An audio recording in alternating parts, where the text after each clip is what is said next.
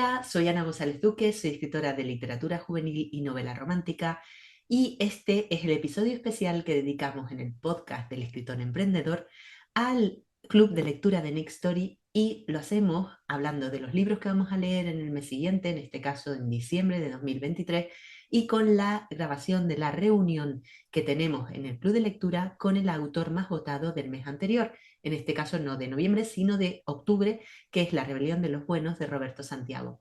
Una novela negra espectacular, con un ritmo súper rápido y súper enganchante que te dejo también aquí en las notas del programa. Pero antes de empezar a hablarte de los libros que vamos a leer en el club de lectura en diciembre, te recuerdo que no te hace falta tener Nextory para unirte al club de lectura, que puedes unirte gratuitamente en el enlace que te dejo en las notas del programa y que también ahí de todas maneras tienes una oferta de 45 días gratis para probar la aplicación si te apetece. Y vamos con los libros de este mes. En la sala de novela juvenil vamos a leer La Catedral del gran César Mallorquí, un autor que hemos tenido en el podcast, que te dejo aquí también el episodio por si quieres oírlo en las notas del programa, un autor maravilloso que habla de, nos vamos a ir al mundo de los templarios y de las cruzadas con Telmo Yáñez, qué apellido tiene, más difícil de pronunciar, Yáñez, que es un joven artesano que parte hacia Gran Bretaña para participar en la construcción de una catedral, pero esta edificación tan extraña, tan grande,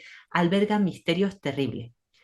¿Los podrá superar el joven? Es una novela de misterio que se va a ir al mundo de los artesanos libres en los tiempos de las cruzadas y de los templarios, con ese aire de aventura que siempre le gusta tanto a César Mallorquín. En la sala de novela romántica tenemos un dark romance. Es un género que une pues un thriller con un romance a tope que nos viene de la mano de Angie Sky. Es la primera parte de una trilogía, la trilogía de los Arcadi, que se llama El peón que renació y que tiene ahora mismo disponible en Nextory el primero y el segundo libro, pero el tercero, no os pongáis nerviosos, se publica en enero. Así que podéis leer los 3 libros del tirón sin problema. Arcadi Bravo estuvo bajo el brazo de Anker Megalos en una vida equivocada. Tiempo atrás, su instructor asesinó a su familia y lo secuestró, de manera que pasó a ser un huérfano encerrado en una fortaleza donde se adiestraban a los niños para ser los mejores asesinos. Así que en ese tiempo creó un vínculo especial con un asesino que años después sería muy conocido, que se llamó Jack Williams. Pero tras años de lucha interna y de buscar la verdad, encontró a su familia y esto lo llevó a trabajar con un inspector de la Brigada Secreta de Espías que le encomendó una misión y en la que Arcadi va a ser descubierto y se va a ver envuelto en una cantidad de problemas importantes. En fin, El peón que renació es una historia arrolladora de romance, balas y secretos que van a tambalear la estabilidad de todos sus personajes. Así que ahí lo tenemos, de Angie Sky. Este está disponible tanto en libro como en audiolibro. También disponible en libro y en audiolibro estaría el libro de la Sala de Novela Contemporánea, que es, nos vamos a los finalistas del Premio Planeta a 2006, a Marta Rivera de la Cruz, con el libro En tiempo de prodigio. Cecilia es una mujer que está pasando por una crisis personal porque acaba de morir su madre, se separa de su pareja, vive en una zona terrible, tiene un trabajo muy inestable y es la única persona que visita a Silvio, el abuelo de una amiga, que guarda celosamente el misterio de una vida que nunca ha querido contar a nadie. A raíz de una caja de fotografías, Silvio va empezando a contarle a Cecilia una fascinante historia junto a Zachary West, un norteamericano muy extravagante, que está relacionado con todo el ascenso del nazismo en Alemania. Y bueno, a raíz de todo eso, pues Cecilia encontrará en Silvio un amigo, un aliado con el que reconstruir su vida. Y por último, en la sala de novela negra y policíaca, vamos a leer un cozy mystery, Asesinato en la librería, que presenta a Jen Dawson, una escritora de misterio, amante del café, detective aficionada, que ha escrito un bestseller y se encuentra con un inmenso bloqueo creativo.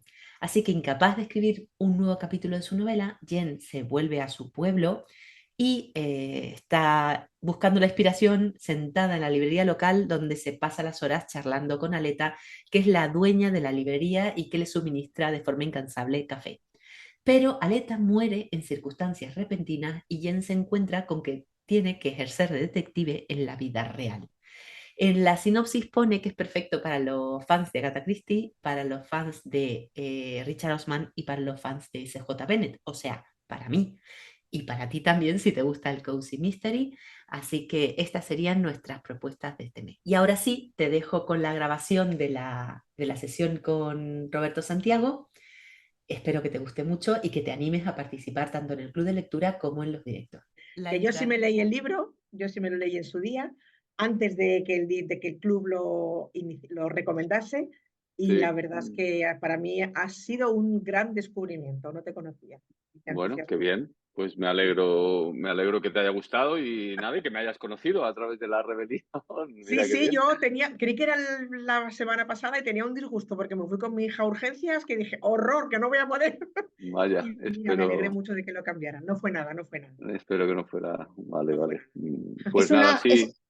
es una portada que sale mucho en el inicio de Nestori, pero no sé por qué yo no lo asociaba a novela negra. Y entonces era un libro que yo veía ahí, pero no lo asociaba a novela negra. Y cuando el mes pasado, cuando estaba en el Dicen, y digo yo, pero esto es novela negra.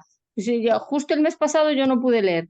Y digo, vale, pues esta es la mía. Pues sí, es novela negra, pero no sabía yo que, es Y más, tan fui a la negra. biblioteca y lo pedí en papel porque digo yo así igual leo más rápido y estaba en préstamo.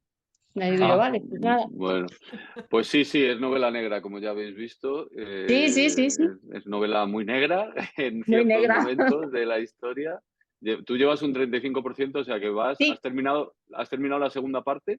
Pues, O Maribel, no, no. voy en el ya. momento de momento boda, momento asesinatos. Yo Bueno, creo momento que, boda. yo creo que te vamos a hacer la tira de spoilers, entonces no sé Ya, si, es igual. porque vamos a hablar, una de las cosas de los directos estos es que vamos a hablar del libro con todos los Con spoilers todo, del mundo ya. mundial y luego esto se cuelga en el canal de Nextory, en los podcasts de Nextory, para que quien termine el libro luego oiga el directo con todos los spoilers y la Sí, Bueno, yo, fardéis.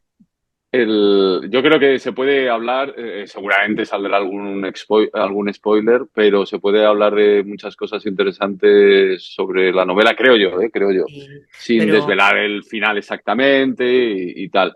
Eh, no, te preguntaba esto, perdona, porque por saber si ibas por el final de la segunda parte, pero ya has dicho que sí, que has llegado ya a la boda y los asesinatos sí, y toda es que ese giro tan grande que hay en la historia, sí, claro. Sí, ese, sí, sí, tremendo.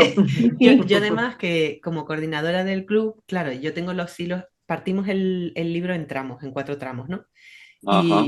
Pero yo los leo, porque claro, yo estoy leyendo, pero a lo mejor voy por detrás, porque me tengo que leer los 4 libros del club, entonces voy a lo mejor por detrás de la gente que está leyendo el de novela negra.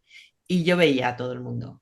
Madre mía, pero Madre mía. qué catombe, pero no sé qué. Yo decía, pero ¿qué pasa?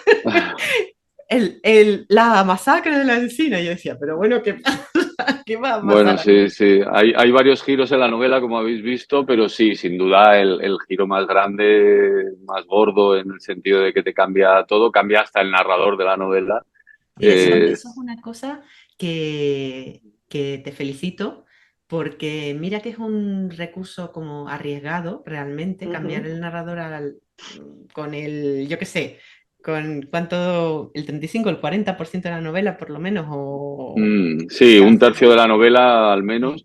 y, y Y sí, funciona a ver, encima. yo sí, yo creo que es un riesgo muy grande. Evidentemente en la literatura todo está inventado, todo está hecho, pero es algo que se hace muy poco, poquísimo, porque claro, uno de los principales objetivos que tienes cuando escribes una novela es conseguir que el lector se identifique no solo con los protagonistas, sino sobre todo con el narrador, más cuando una novela Claro. está escrita en primera persona, claro, que el narrador es quien te lleva de la mano, a través de su voz es cuando tú como lector vas entrando a conocer a los otros personajes y de pronto ese cambio tan gordo y cambiar de narrador, yo sabía que era un riesgo, pero en cuanto vi que esa posibilidad estaba ahí y que era buena para la historia, dije voy a lanzarme a ver si soy capaz, a ver si soy capaz. Sí, sí. Y la verdad que estoy muy contento de haber tomado ese riesgo. Hay otros, pero ese desde el punto de vista narrativo posiblemente es el más grande. Sí. Y es verdad que es muy poco habitual, insisto, todo está ya inventado en la historia de la literatura, pero es algo Sí, que se hace muy poco y que supone eso, ¿no? Que tú quieres que tu lector pues genere una empatía muy grande con el narrador y yo creo que en la primera parte con Jeremías, siendo un personaje complicado Jeremías, se consigue esa empatía, se consigue entenderle y de pronto, ¡zas! Fuera Jeremías y ahora la historia te la va a contar sí. Trinidad, ¿no? Ahora te lo va a contar otro personaje. Al Eh, principio sienta un poco mal, ¿eh? estoy Y seguro, dices, estoy seguro. ¿será capaz de haberlo matado? Yo Bueno, recuerdo que Claro, decía, pero madre yo mía. creo que los primeros capítulos que cuenta Trinidad, Jeremías, no se habla de Jeremías en pasado. Entonces tú sabes que Jeremías no es pasado, que está la duda, yo creo que se genera la duda. De hecho, si leéis las primeras líneas, páginas, las primeras páginas después del cambio de narrador, claro, te desconcierta. Como ha dicho claro, Laura, incluso te puede enfadar y te desconcierta mucho. Y dices, pero entonces, ¿esto quién me lo está contando ahora? ¿Pero qué pasa aquí? ¿Pero se ha muerto Jeremías? Pero, y me gustaba esta idea como de desconcertar un poco y Total. bueno, pues este ataque de ansiedad tan grande que tiene Trinidad, que es, yo creo muy justificado, pues transmitirlo en la propia narración, ¿no? Que ella misma tarda unas páginas en contar cuál es la situación, ¿no? En qué situación se ha quedado Jeremías, que está en sí. coma, en qué situación han quedado los otros, los que han muerto, los que han sobrevivido, en qué situación está ella, y eso no lo cuenta en el primer párrafo, sino que tarda unas páginas al lector en ubicarle y yo creo que esa desconcierto, esa desubicación que tiene ella, ayuda a que poco a poco el desconcierto que tiene el lector también vaya aterrizando, digamos, ¿no?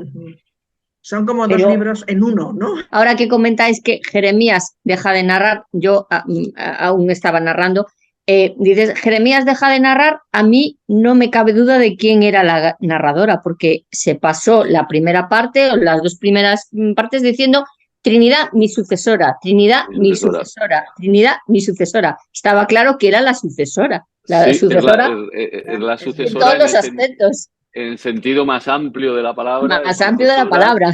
Sí, y sí, coge el testigo no solo del negocio y como detective y como abogada, sino que coge el de testigo todo, como narradora.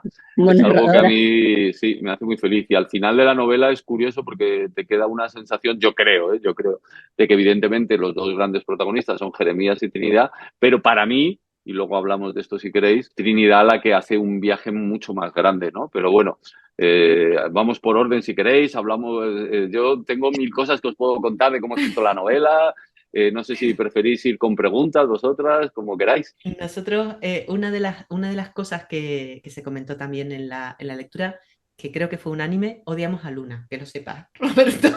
Toma, pero si Luna es pobre Luna es insoportable, es como para matarla. Luna crece mucho como personaje. Luna sí Sí, yo empieza no la siendo. odio. Claro, yo tampoco, yo tampoco.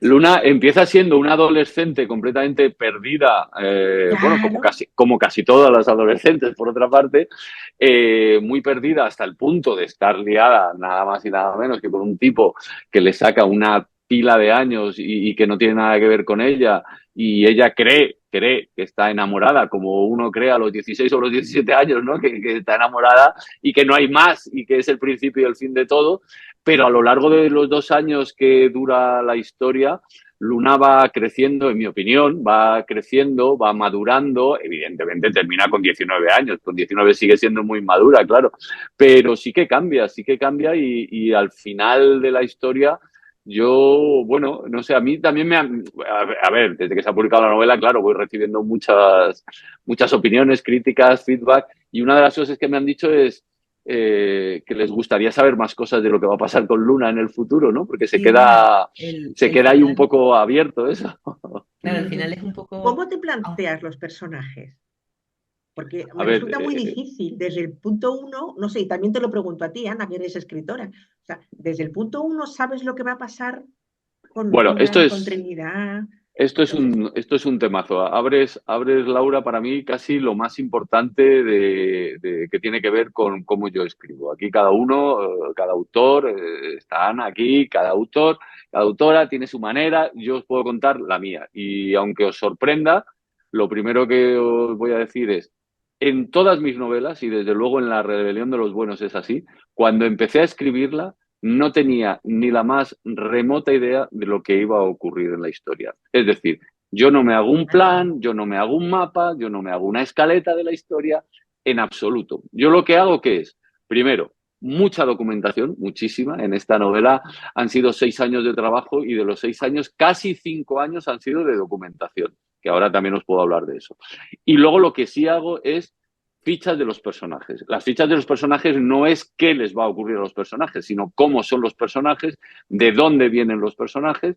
Yo hago un poco, si vierais, cuando yo estaba escribiendo la novela, tenía una pizarra enorme donde iba poniendo post-it con los personajes y les iba añadiendo a medida que iba descubriendo cosas. Se dice esto de que un buen personaje es aquel que tiene muchas capas. Pues físicamente, literalmente, yo iba poniéndole capas a los personajes y decía, pero entonces, claro, pero Jeremías, pero también es violento, porque yo creo que los personajes siempre tienen que tener un lado positivo, pero también tienen que tener un lado negativo, etcétera, ¿no? Y cuando iba descubriendo eso, se lo iba añadiendo, ya os digo, físicamente en la pizarra, hasta el punto de que llegó un momento pues, que tenía un montón de personajes, iba haciendo flechas de unos a otros y les iba poniendo capas distintas sobre su personalidad, sobre su pasado.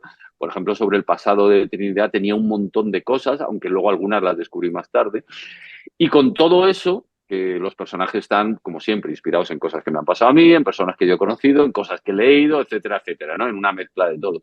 Pero con todo eso, con toda la documentación que hizo, que es una fase que a mí me apasiona y que ahora os puedo contar también mucho, con los personajes y la documentación, yo empiezo a escribir. Y cuando empiezo a escribir la primera línea, os doy mi palabra de que no tengo ni la más remota idea de lo que va a ocurrir. Yo cuando llegué, por ejemplo, antes estábamos mencionando ese momento catártico, ¿no? De la encina, de los asesinatos, de la matanza. Yo cuando llegué a ese momento, yo intuía ya que se avecinaba algo gordo, porque mi manera de escribir yo creo mucho como, sí, en algo físico, ¿no? Yo me conecto ahí con el teclado, igual que un músico compone ahí con su piano, pues yo con las teclas voy ahí y a medida que iba llegando ese momento yo decía, o sea, yo me estaba poniendo yo un poco malo, de verdad, os lo prometo. Y estaba escribiendo y digo, ya está, ya está, ya está, y de repente, y un muerto, y otro, y me teníais, os lo prometo, María, mi chica, que esa noche cuando me levanto, yo tengo aquí mi despacho en casa, subí a la parte de arriba de mi casa y me vio y dice, ¿pero qué te pasa? ¿Estás malo? ¿Qué te ocurre? Y digo, bueno, es que no sabes lo que acaba de ocurrir. Yo lo vivo, os doy mi palabra, lo vivo con mucha intensidad porque cuando lo estoy escribiendo no sé qué va a pasar hasta que no lo escribo. Entonces, para mí es como una sorpresa enorme. Bueno, en la primera parte cuando descubrí que Luna es, ¿no? Que el amante de Niklaus era Luna. Era Luna. Ostras, ese momento para mí también fue tremendo. Digo, pero ¿cómo puede ser? Pero además está muy, muy bien descrito porque como padre, o sea, tú te pones en la cabeza de Jeremías y dices, me cago en la puta, o sea, perdón, pero es como vas viendo y sintiendo lo que siente Jeremías en ese momento. Muy, muy, muy, muy. Incluso puedes justificar hasta su comportamiento que dice, brota, pero lo entiendes, Sí, ¿no? claro, Entiendes cómo reacciona el personaje. esa es la clave, ¿no? Yo creo siempre. No, o sea, para mí un comportamiento violento nunca está justificado, pero sin embargo lo entiendes. ¿Cómo no va a reaccionar así si este cabrón se está acostando con su hija menor de edad a la que le sacan 35 años o no sé cuántos años y se está claramente aprovechando de ella? ¿Cómo no va a reaccionar así? ¿Es injustificable? Sí. Ahora, ¿es lógico que ocurra? Y bueno, me alegra bueno, pues que lo entendáis o que empaticéis con esa rabia violenta, ¿no? Que les surge, A mí claro. me llama la atención el tema de los buenos, o sea, la rebelión de los buenos, porque creo que ninguno de los personajes es bueno. O sea, todos son Totalmente. grises, ¿no? Tienen sus matices de bueno y de malo, que es una cosa, es un acierto también, ¿no? Claro, A mí, a ver, esto no, perdona, Ana, es que este no, no, también es otro temazo, ¿no? Porque primero, la novela negra, que yo escribo novela negra, luego también podemos hablar un poco, ¿no? Este momento que hay tanta novela negra, yo soy bueno, como todos los autores, yo primero soy lector y luego escritor, Claro. ¿no? Y yo he escrito pues, dos novelas negras, pero yo he leído mucha novela negra toda mi vida y la novela negra, una de las cosas que tiene justamente es esto que estás señalando tú con respecto a la novela policíaca clásica, que los buenos nunca son buenos del todo, ni los malos tampoco son malos del todo, se mueven en Exactamente. los grises y eso yo creo que es muy interesante. Claro, es difícil de conseguir porque, bueno, pues hay una tendencia humana natural, ¿no? Que los malos pues tú los quieres muy lejos y los juzgas y sin embargo intentar comprender por qué alguien puede hacer un acto de maldad o intentar también ver por qué en todos tenemos una parte también mala o negativa. Creo que eso es muy interesante a la hora de escarbar y de hacer personajes más interesantes y más complicados. Y luego el título, claro, La rebelión de los buenos. La primera pregunta que te haces cuando lees la novela, cuando la estás, ¿quiénes son de verdad los buenos? ¿O existen de verdad los buenos buenos? En fin, Los menos sí, malos. o los menos malos, claro, ¿no? Esto de que sabes que estás en el lado bueno, si ves que los que están en el otro lado están, quiénes son y qué barbaridades están haciendo, ¿no? Pero sí, sí, claro, para mí una buena novela, da igual que sea novela negra o sea lo que sea, siempre tiene que plantear dilemas morales, siempre, siempre tiene que plantear dilemas morales donde tú no tengas una respuesta rotunda, sino que digas, bueno, y aquí esto de la bondad o no la bondad, hay un dilema, hay varios, ¿no? Pero hay uno para mí que es muy interesante y que es hay un personaje, el Duque, luego hablamos del Duque o de los otros personajes que hay, ¿no? Pero que sostiene que todo el mundo tiene un precio, ¿no? Que todo el mundo en un momento de su vida se vendería por algo. Y a mí eso que me parece muy interesante porque dices, a lo mejor no te venderías por dinero, ¿no? Yo creo que si ahora aquí los que estamos dijimos, tú te venderías, traicionarías a las personas que están cerca de ti por dinero, yo creo que a priori diríamos, bueno, tendría que ser una cantidad muy alta y yo creo que no. Pero ¿y si no es dinero? ¿Y si lo que te ofrecen, ¿no? Como ocurre en la novela en un momento determinado, no es dinero, sino, por ejemplo, una cura o un tratamiento para alguien que quieres mucho y a cambio de ese tratamiento, o para ti mismo, como le ocurre a otro de los personajes, a cambio de ese tratamiento tienes que traicionar a las personas que han depositado la confianza en ti, ¿no? Bueno, pues ahí yo creo que todos dudaríamos, ¿no? Dudaríamos si vendernos, entre comillas, lo de vendernos, ¿no? O no hacerlo, ¿no? Y ese dilema moral tiene que ver con lo que decías de los buenos, quiénes son los buenos, y tiene que ver para mí con la esencia de lo que tiene que tener siempre una buena novela, como os decía, que es que te preguntes esto, ¿qué harías de verdad en esa situación? Y que no sea claro 100%, ¿no? Que no sea una respuesta rotunda. Yo creo que te tienes que ver en esa tesitura, que no puedes decir, pues yo haría Claro, esto, porque no estás en ese momento. eso es. Y claro, a mí me hace gracia, te lo escuché en una entrevista que Javier Gaspar, que empieza, Ah, además sí. dice que es un hombre sereno, no sé qué, no sé cuánto, que es un amigo tuyo, porque al final le das los agradecimientos, le Sí. agradeces, ¿no? Y que le dijiste, oye, Javier, me está saliendo el personaje que no te va a gustar nada. Claro, esto es el riesgo que tiene escribir, como os decía antes, como escribo yo, que escribo, bueno, como, ¿no? Esto que es el Con clásico, más brújula. con brújula, pero no tengo una escaleta ni un mapa y no sé lo que va a pasar y no sé cuál va a ser el comportamiento de los personajes en determinado momento. Igual que me sorprendo de que un personaje se puede enamorar de otro, digo, ahí va, pero es que se ha enamorado de verdad. Pues me puede sorprender lo contrario. Y Javier Gaspar es un estupendo amigo de hace muchos años, es un magnífico abogado que me ha ayudado mucho además con la documentación, con él he ido a ver muchos juicios, me ha pasado muchas demandas, querellas, etcétera, etcétera, y que le dediqué este personaje que al principio, este fiscal anticorrupción, pues era un tipo que a mí me producía empatía y que veía en su serenidad algo que me recordaba a mi amigo. Pero claro, a medida que avanza la historia, yo voy descubriendo que Javier Gaspar, como le pasa a otros personajes, no es todo lo que parece a primera vista, que tiene un lado oscuro y ahí me hago bien, pero ya no como escritor, sino como persona. Le llamé y le dije, oye, Javier, verás, me ha pasado lo siguiente, te estoy dedicando un personaje con toda mi, bueno, agradecimiento y resulta que este personaje lo mismo no te va a gustar mucho. Yo si quieres, se lo dije, se lo ofrecí, le digo, si quieres le cambio el nombre y ya te dedicaré a otro personaje. Y él ahí como muy honesto y tal, y me dijo, no, no, si te ha salido este nombre para este personaje, tú déjaselo. Y ahora me ha confesado, el otro día que estuve con él precisamente, hace pocos días, me ha confesado que más de uno y de dos personas de su entorno cercano le han dicho, ah, o sea que tú tienes ahí un lado oscuro. Es curioso lo que pasa, ¿no? Con los libros y con la literatura. O sea, parece que si está escrito, es verdad. O Es sea, ya verdad. está, es así, ¿no? Es muy curioso el efecto que tiene. Siempre lo he pensado y me lo confirma una y otra vez. La idea, ¿cómo se te ocurrió? Supongo que... Bueno, claro, las ideas de dónde salen. A ver, yo acababa de terminar Ana Tramel, mi primera novela negra, y que también había sido un viaje muy, muy grande, mucho tiempo, muchos años. Y ahí un amigo, en este caso fue un amigo periodista. Yo creo que la primera píldora fue un amigo periodista que me pasó un informe sobre demandas a multinacionales farmacéuticas. Y era un informe que me lo pasó y dice, yo creo que esto te va a interesar, ya verás. Y es verdad que me interesó mucho porque había dos cosas. Uno, hablaba de la creciente, enorme cantidad de demandas y querellas contra empresas farmacéuticas en Europa, no en Estados Unidos, que no parece como que es el país de las demandas, ahí por estornudar ya te han pegado una demanda. No, en Europa. Demandas, como digo, cada vez más. Si comparas hace 30 años a ahora mismo, han crecido un 200%, una barbaridad.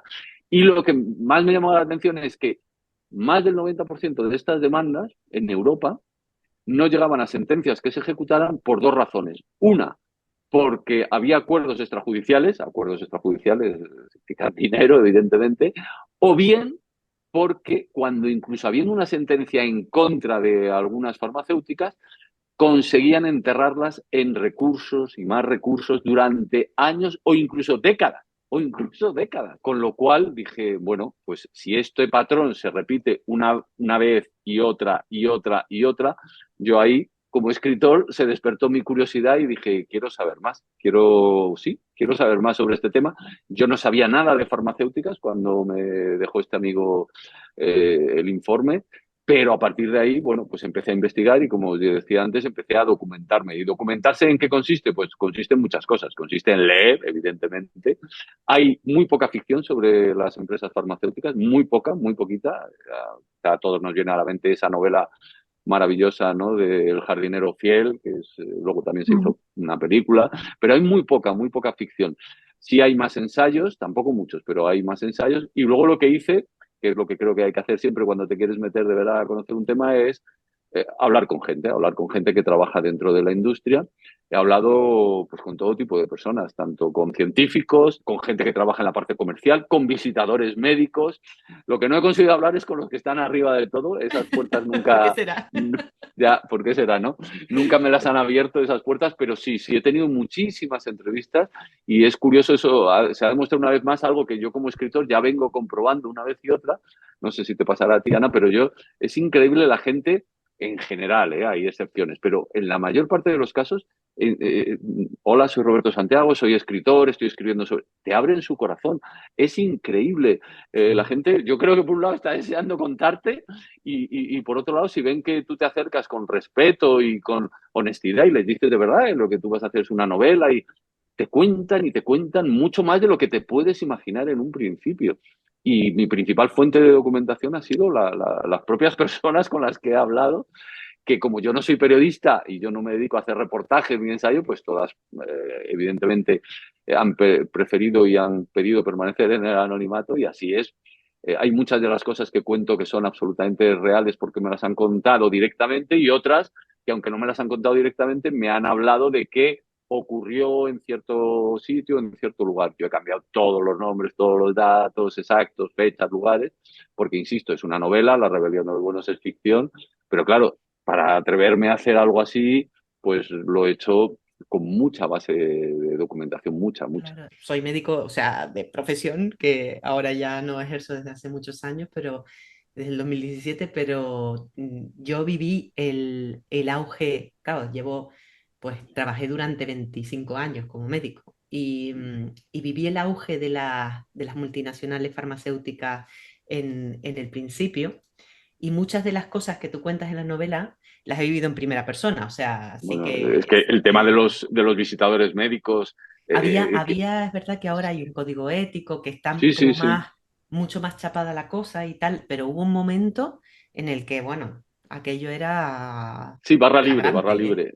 Mm. Era barra libre, los visitadores médicos, bueno, cohabitaban, convivían con los médicos de una manera que yo creo que era impúdica, vamos. Es Sí. verdad que se han regulado, ha habido mucha regulación al respecto, no toda la que debería, en mi opinión, pero sí ha habido muchísima regulación. Y a pesar de todas las regulaciones y a pesar de todos los, bueno, pues los controles exhaustivos que pasan los medicamentos, etcétera, etcétera, sigue habiendo y sigue habiendo cantidad de casos que se salen una y otra vez, ¿no? No te hablo de hace 50 años, te hablo de este No, mismo año. Siguen saliendo casos de medicamentos con contraindicaciones que son unas barbaridades. Sigue habiendo casos de medicamentos que se han aprobado y que luego se descubre que ha habido bajo cuerda en las inspecciones eh, sobornos, etcétera, etcétera. Es que sigue habiendo todos los días. Es que es una cosa increíble, ¿no?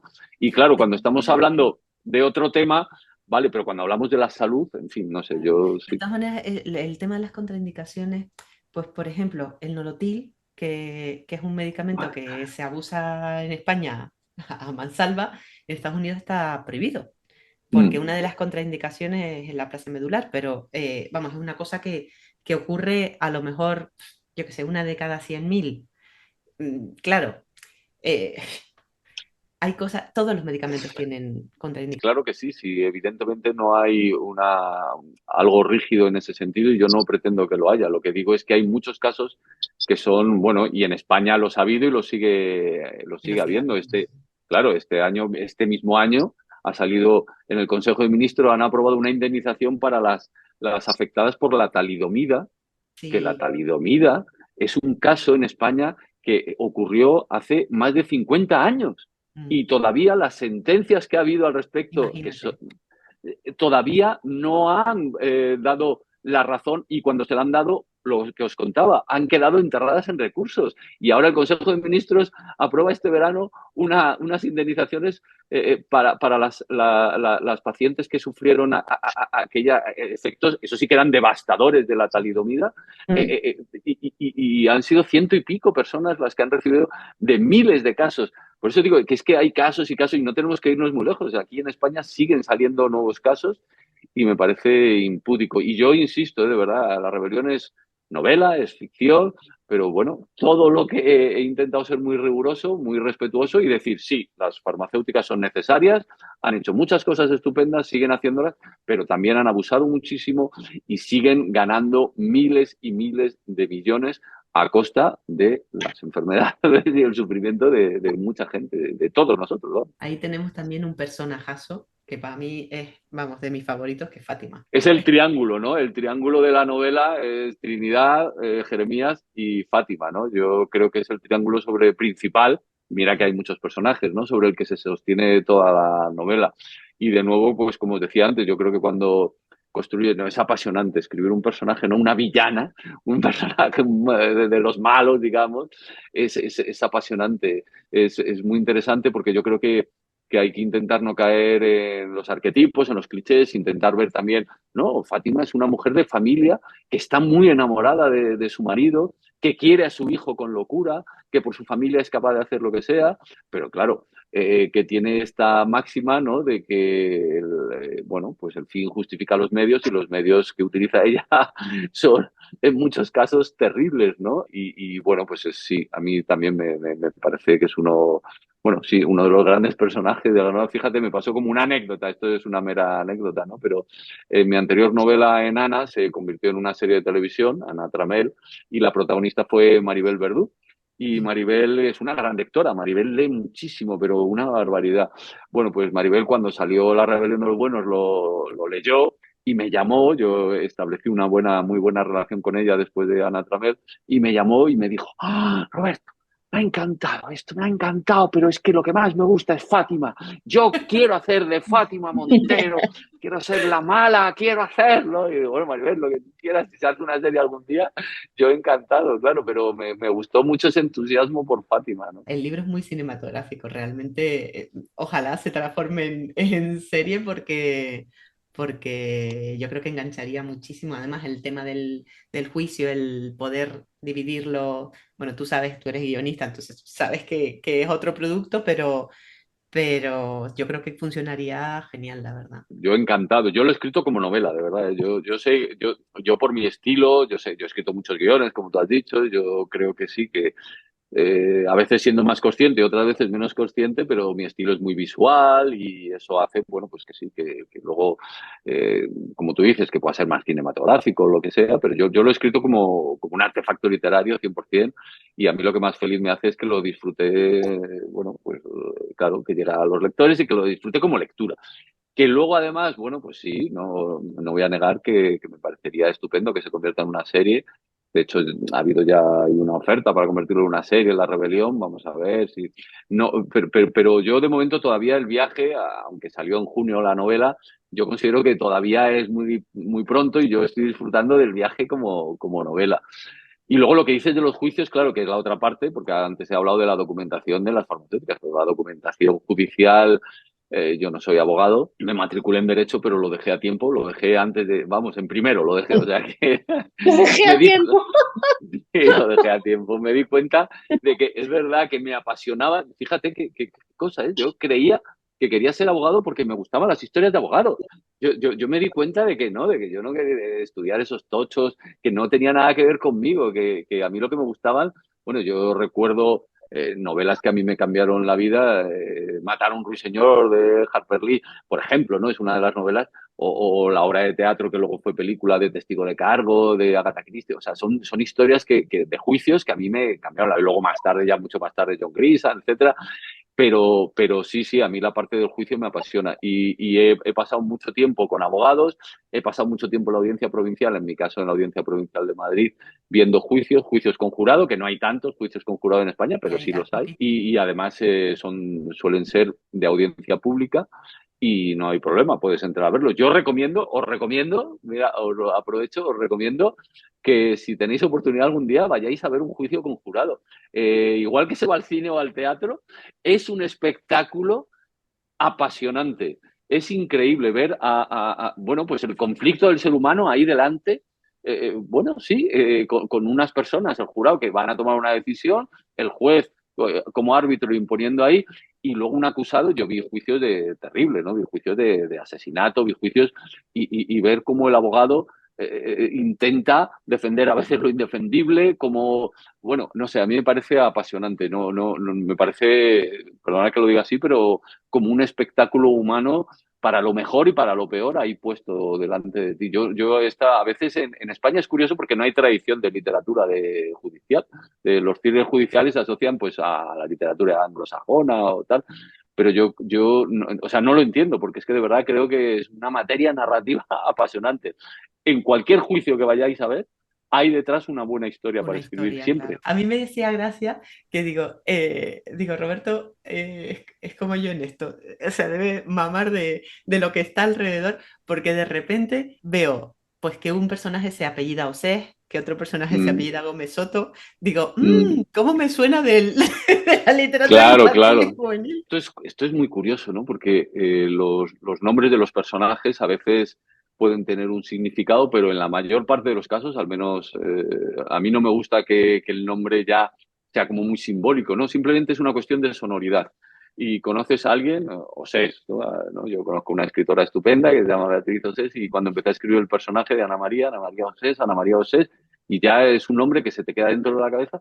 Igual que Jeremías Abi. Jeremías Abi es un nombre que lleva conviviendo conmigo años y años y que me lo han preguntado varias veces ahora con la publicación. No sé de dónde sale, solo sé que tengo notas sobre Jeremías Abi desde hace muchos años. Primero, en las primeras notas que he encontrado era un detective, luego le añadí que era detective abogado, esta doble faceta que es extraña. En España hay algunos, o sea, no hay muchos, pero hay algunos. Y dices, ¿y por qué? ¿No? Pues porque me suena, porque yo creo mucho, antes os lo decía, yo creo mucho en que una novela, sobre todo, tiene que sonar como una melodía. Lo que más se parece para mí la literatura es a la música, más que a la pintura, más que al cine. O sea, tiene que sonar, es transmitir emociones, en el caso de la música a través de una melodía, en el caso de la literatura, de la novela, a través de unas palabras, ¿no? Y yo cuando me pongo a teclear, yo necesito teclear, tiene que sonar. Ante todo, tiene que sonar de alguna manera. Y si no hay esa música, para mí no puedo escribir. O sea, tengo que parar, tengo que reescribir, tengo que buscar la sonoridad siempre. Y claro, los nombres de los personajes pues tienen mucho que ver con eso. ¿Cuántas horas escribes al cabo del día? Porque para sacar un novelón como ese o como el de Ana Tramel, uf, Bueno, yo escribo mucho, Laura, escribo muchas horas. Mi rutina habitual, no sé, quizá te va a parecer mucho, pero aproximadamente escribo unas 70 horas a la semana. Pero es que escribo muchas cosas. Escribo mi novela negra, como La Rebelión, que ha sido un trabajo muy largo, pero también escribo mis novelas infantiles y juveniles, también escribo guiones, también escribo teatro. Y tengo mucha suerte porque me dedico a lo que más me gusta del mundo, me gano la vida escribiendo, que es un milagro en este país, ganarse la vida escribiendo ficción únicamente, y le dedico muchas horas. Me apasiona, doy gracias todos los días porque digo, bueno, si es que tengo la suerte de que me dedico a esto, a lo que más me... Y entonces soy muy metódico, soy muy disciplinado, la escritura es muy solitaria, al final... Sí, en la fase de documentación o luego en la fase esta de presentaciones de la novela, pues conoces a gente muy interesante, pero luego, la verdad, la escritura en sí son horas y horas solo escribiendo contigo mismo y para eso tienes que ser muy autodisciplinado, mucho. Yo soy muy diurno, me levanto temprano, vamos a ver, temprano, más o menos temprano, pero a las 8:30, 9 ya como tardísimo, ya se me ha hecho muy tarde y yo estoy sentado escribiendo todos los días. Y suelo escribir, Stephen King decía que había que escribir 6 días a la semana y sacar mínimo 6 o 7 páginas diarias útiles, ¿no? Yo saco alguna más, o sea, estoy superando la media de Stephen King, que es el gran maestro, pero se basa en lo mismo, se basa en trabajo, en disciplina. Por supuesto que para escribir pues tienes que tener algo de talento, lógicamente, tienes que haber estudiado técnicas, etcétera, etcétera, pero luego yo en lo que más creo es en la disciplina, en el trabajo, en la constancia, en ir ahí todos los días con el martillito, pum, pum, pum. Y hay días que son muy provechosos y que yo consigo sacar. Hay días de verdad, días de estos como que te conectas y con la escritura y a lo mejor en un día saco 15, 16, hasta yo creo que mi récord es a 20 páginas útiles en un solo día. Eso es una barbaridad. Y otros días que a lo mejor solo saco una o dos, pero da igual. Si no estás ahí, seguro que no sale ninguna. Y luego también vale. creo mucho en la reescritura, en reescribir una vez y otra vez y otra vez. ¿Te dedicas la jornada a una novela o puedes cambiar de novela, de proyecto en un día? No. No. Eso sí que soy incapaz. Es más, vamos, yo creo que esto es bastante común, ¿no? Pero cuando empiezo con una novela, a medida que le voy dedicando más días, los días son más provechosos. Es decir, Claro. los primeros días produzco menos páginas y luego a medida que van avanzando los días y le voy dedicando más días seguidos a la misma novela, voy produciendo más páginas, por decirlo de una manera, ¿no? Yo no puedo escribir por la mañana, escribo La Rebelión de los Buenos, por la tarde escribo mi novela infantil y por la noche el guión. No puedo. Eso sí que soy totalmente incapaz. Sí que otra cosa es cuando estoy con ideas, proyectos o en fase de documentación. Ahí sí puedo ir alternando de un proyecto a otro. Pero ya en lo que es la pura escritura, necesito centrarme y concentrarme. Y cuanto más tiempo, mejor. Quiero decir, cuanto más tiempo, dedicarle los meses que hagan falta hasta que la termine o al menos hasta que llegue a un punto. Eso sí que no. Otra cosa es que pares, yo qué sé, pues eso, para tener una reunión o para tener, y ahí sí que puedes hablar de otros proyectos, pero escribir yo por lo menos no. Ujú. Tengo facilidad para concentrarme, eso sí, yo escribo mucho aquí en mi despacho, que es donde estoy ahora, pero a mí me sueltas en una cafetería o voy en el tren, yo me concentro, tengo esa suerte, me concentro casi en cualquier sitio y de hecho, por ejemplo, los trenes me apasiona escribir, incluso en los aviones, que los aviones no me gustan nada, pero también escribo en los aviones. Puedo escribir casi en cualquier sitio. Para mí los aviones son la maravilla de las maravillas. O sea, cuando tengo muchos vuelos, es como, qué bien, qué productivo, porque nadie te interrumpe. O sea, tiempo sin distracciones ninguna. Focalizo mucho, la verdad. Yo Y el paso mucho tema, tiempo, Ana lo sabe, yo paso mucho tiempo en Canarias, en Tenerife. Yo soy de Tenerife, o sea, yo no soy de Tenerife, yo soy de Madrid, pero paso mucho tiempo en Tenerife. De hecho, la semana que viene ya voy para allá, Ana, voy a las Canarias, voy a mi refugio en el sur de Tenerife. Y ahí sí que me encierro y lo único que hago es escribir, escribir y escribir. Es como un poco, sí, mi sueño, ¿no? Estar delante del mar escribiendo y dando paseos y no hago otra cosa durante los meses que paso allí, que suelen ser en invierno. Lo único que hago es sí, pasear y escribir y no hago absolutamente nada más y feliz de hacerlo así. No es mal refugio, No, No, no. no, no, no. es un lujazo. ¿Os queda alguna pregunta que queráis hacerle a Roberto? Aina, Aina, ¿tú lo has terminado? ¿Sí? Sí, bueno, yo soy abogada y tengo que decir que, o sea, todo lo jurídico está como muy bien hecho, porque hay novelas que te las lees y cuando entiendes del tema y dices, uy, aquí hay cosas que fallan, pero la verdad es que la parte de documentación está muy bien trabajada. Sí, Bueno, sí. te lo Yo ahí agradezco, te lo tengo que tirar de agradezco. las orejas, ¿eh? Porque la médica sí que no. En la médica, en la médica hay cosas. A ver, vamos por partes. Venga, vamos primero con la jurídica judicial. Yo ahí, aparte de que me apasione, es verdad que hay revisiones y revisiones con abogados. Bueno, ahí en este caso también hay una procuradora que me ha ayudado muchísimo. Hay, bueno, sí, creo mucho que es importante revisarlo. Y a ver, Ana, en la parte médica yo he intentado ser muy escrupuloso también y de hecho hay dos médicos que me han ayudado con la documentación y con la revisión, pero seguro que se han escapado cosas, seguro, ¿Sabes seguro. lo que pasa? El problema yo creo que es que, o sea, yo por ejemplo cuando escribí La Sociedad de la Libélula que había un problema forense, pues tuve que hablar con un forense. Entonces, si los médicos que te asesoran no son médicos expertos en críticos, que es probablemente lo que ha pasado, claro, yo soy anestesista, es o sea, ha sido mi trabajo Sí, sí, durante muchos es tú. años. Además, en este caso es tu campo. Claro, y entonces, claro, hay muchísimos errores de documentación médica que no hay ninguno que sea importante, salvo cómo matan a Jeremías, o sea, cómo entra en la UBI Jeremías.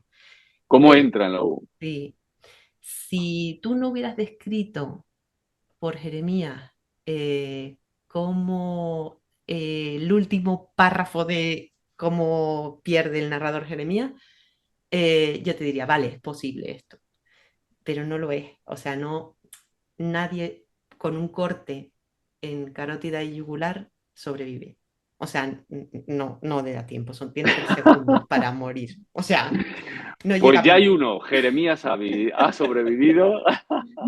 Yo siempre ante estas cosas lo que digo es prácticamente imposible, pero podría llegar a ocurrir. Aquí no te lo voy a rebatir, No, Ana, aquí porque no podría. no, De no, hecho, no, no te lo voy a rebatir, tú eres médico los comas y que han sobrevivido es gente que a lo mejor le han dado una paliza, tiene mucha sangre en el cerebro y esa sangre se va reabsorbiendo poquito a poquito a lo largo de los miles de meses, ¿no? Y vuelven a recuperar ese cerebro después. Pero en el caso de un corte ahí, hay una anoxia y ya el cerebro se muere, o sea, no hay posibilidad. no hay posibilidad. Bueno, yo es verdad que lo que busqué fue, sí, bueno, documentación de personas que habían estado en coma para ver cómo, hasta qué punto podía ser luego su vida o como queramos llamarlo, ¿no? Cuando estás en coma. Y sí, los dos médicos que me asesoraron, que me han asesorado tal, pues sí, como tú dices, Y en luego este punto en concreto, en, no, no, en España la familia no elige el desconectar al paciente, lo elige el médico. Entonces, lo decide el médico 100%. sí. Entonces esa parte, pues dices, bueno, pues esto cambiaría un poco la trama. Bueno, no pasa nada, o sea, eso es una cosa que es No, ficción y fíjate, sí, pues la próxima cuestión, te tomo la palabra, Ana, ya que nos conocemos. En la próxima, cuando haya algo así más médico, porque fíjate que es muy sencillo, porque en realidad la descripción de la muerte o del asesinato, del intento de asesinato de Jeremías, claro, se puede describir de una manera un poquito más o un poquito menos. Puede claro, ser igual de sangrienta, pero de una forma o de otra. Quiero decir que no afecta a la historia, a la esencia de claro, la no afecta a historia, la historia, ese es lo en que te decía, absoluto. que Sí, sí. realmente es simplemente quitar esa parte a lo mejor de tal y no Sí, afecta. en los detalles, a mí me encantan los detalles, o sea que vamos, me alegro que me lo digas y tomo nota. Luego, aparte de eso, siempre hay errores en todas las novelas del mundo, De hecho, yo he ido tomando nota en todas. No hay ni una sola novela que no tenga alguna rata y algún error. Es imposible. Yo he ido tomando nota de alguna y bueno, pues claro, porque lo bueno he tenido la suerte de que la novela va muy bien, hay futuras ediciones y siempre se pueden ir corrigiendo cosas, ¿no? Los pobres del club de lectura estarán hasta el moño de mí porque cada vez que pasa algo médico digo, ¡ah! A ver, ¿qué pasa? No, no, no en la tuya, sino en Sí, sí, cualquier novela. en En general, general. porque claro, es una cosa, pero a mí, mira, por ejemplo, me acuerdo una vez que me escribió un lector diciéndome que yo había puesto un árbol en un pantano que no, un biólogo, que no Sí, sí, era sí, una sí, sí. especie endémica de los pantanos. Y yo, ¿sabes? Cosas de ese estilo. Que claro, que te chocan cuando es tu campo, ¿no? Claro, no, no, totalmente, vamos, estoy seguro y además ya te digo que lo asumo y acepto que siempre hay cosas que se te escapan. En la fase de documentación siempre, sobre todo esa parte más jurídica o judicial, que es verdad que me apasiona, que la disfruto mucho, mucho, mucho. Yo con los abogados siempre, al final muchas veces terminamos en una discusión curiosa que es, vale, esto no ocurre casi nunca, pero puede llegar a ocurrir. O sea, claro, la pregunta es, aunque sea algo que es muy poco habitual o incluso que vosotros como abogados no lo habéis visto nunca porque es algo que no se suele dar, pero si cogemos las leyes tal y como están, si podría llegar a ocurrir, claro, esa es la pregunta, ¿no? Siempre, porque la ficción se trata de eso, de hacer verosímil siempre que parta de una base creíble y real, hacer verosímil cosas que no son habituales, ¿no?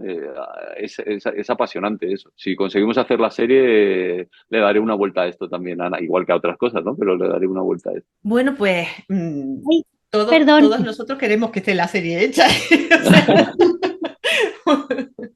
¿Quién estaba diciendo algo por ahí? Estaba... que es que no se me Ah, ve en la cámara. no Perdón. se te ve, Susana. Hola, Susana. Primero perdí disculpas porque he tenido una reunión y he acabado justico, pero para llegar a la mitad. Entonces, como tengo el ordenador en las últimas, no puedo enchufar la cámara. Ya lo Muy, siento. muy bien. ¿Qué estabais hablando de la documentación a nivel médico, a nivel jurídico legal? ¿Cuánto tiempo lleva? Igual me lo he perdido, ¿eh? ¿Cuánto tiempo lleva preparar una novela a nivel documental? Claro, depende de cada novela. En mi caso, La Rebelión de los Buenos lo he contado antes. Han sido 6 años de trabajo y casi 5 años han sido de documentación. Ahora, también te digo, no han sido 5 años en exclusiva dedicado a la documentación. Ahí la fase de documentación sí que la compagino con otros proyectos, pero han sido al, casi 5 años de documentación, de leer mucho, de hablar con muchas personas. En mi caso, por ejemplo, como ya venía de una novela también legal, un thriller legal como era Ana, la parte legal le he dedicado mucho tiempo, pero a la parte de las farmacéuticas, no tanto a la parte médica, no, a la parte de las farmacéuticas es a la que más tiempo le he dedicado, porque es de la que menos sabía y la que necesitaba empaparme más para, bueno, como es el centro, ¿no? Y además es un tema muy delicado y aunque es ficción, pues yo quería que tuviera, bueno, pues unos pies muy sólidos, ¿no? A la hora de adentrarme en este terreno. Así que mucho tiempo, casi 5 años de documentación en este caso. Yo entiendo y depende de cada novela y de cada proyecto. Yo ahora he empezado ya mi siguiente novela negra. Eh, He tardado mucho, yo creo que es mi género favorito, la novela negra, como lector, os hablo, como lector. Y he tardado mucho en empezar a escribir novela negra. Ahora que llevo dos, estoy muy feliz y ya no voy a parar. Así que he empezado ya estupendo. a trabajar en mi siguiente novela negra, no a escribirla, pero sí precisamente a empezar a indagar y a esa parte de documentación, que en este caso además es una novela negra histórica, digamos, que me lleva a otro tipo de documentación también. Uf, eso sí que es difícil. La historia. Bueno, es historia reciente, pero historia al fin y al cabo, con lo cual, sí, sí, sí. Pero bueno, es apasionante, ¿no? Yo creo que escribir es eso. En realidad, ¿escribir qué es? Escribir es aprender, es conocer más sobre, bueno, sobre tus personajes, sobre el alma humana, sobre temas distintos. Escribir es eso. Yo cuando afronto cualquier escritura de cualquier libro, de cualquier novela, siempre digo, quiero saber más sobre este tema, por eso voy a escribir sobre ello. Y creo que es una manera, igual que cuando lees, es lo mismo, es saber más, pues escribir es eso, claro, en este caso multiplicado por no sé cuánto, porque tienes la responsabilidad de que eres tú el que vas a transmitir la historia, ¿no?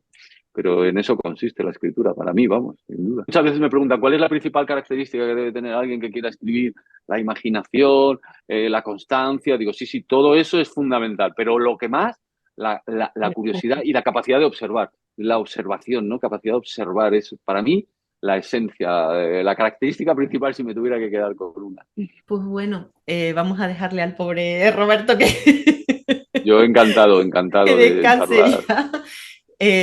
Esperamos con ansia esa siguiente novela negra. Que a mí me encantó también Ana, la novela de Ana, y esta me ha gustado mucho también. Pues no, muchas gracias. Un placer estar aquí charlando. A mí me encantan los clubs de lectura, por eso os preguntaba un poquillo para saber algo más. Y nada, pues bueno, a los que no lo habéis terminado, espero que terminéis bien el viaje con La Rebelión, que tengáis muy buenas lecturas y nada, nos seguimos viendo, espero.